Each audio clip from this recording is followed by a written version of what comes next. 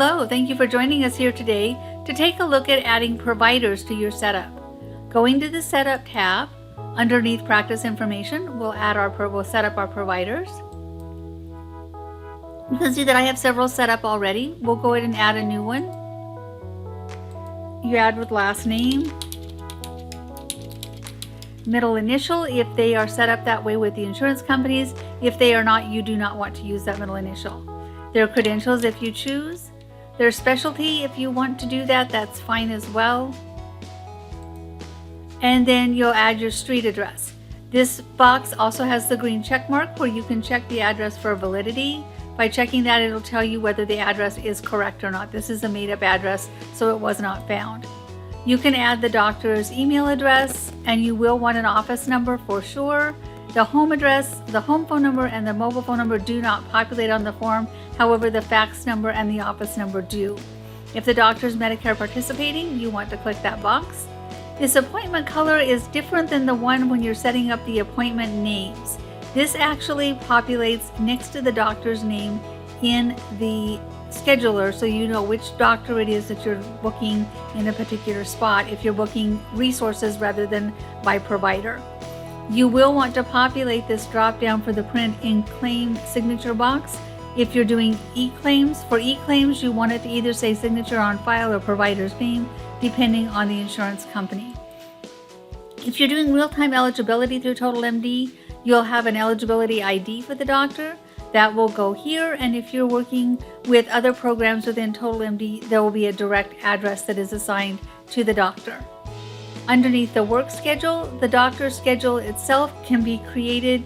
This is different than setting up the one under the setup the system, because this sets up for the provider himself, so that if the doctor is out of the office, say Monday mornings, you can make it to where he actually doesn't come into the office until 1 p.m. on Mondays.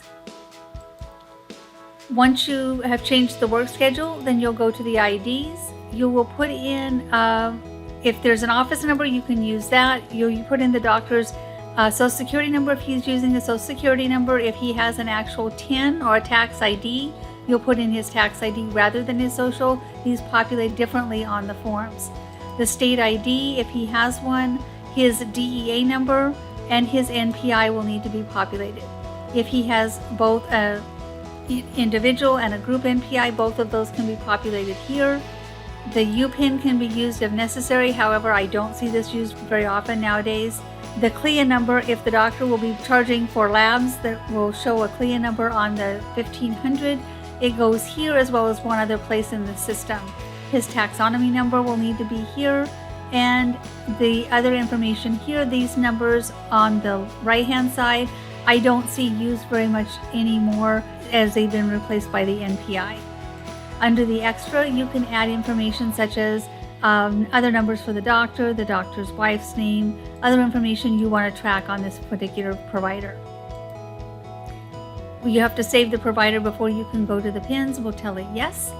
If you have several insurance companies populated in your system already, it will give you the option to put in a PIN for each one of the particular insurance companies.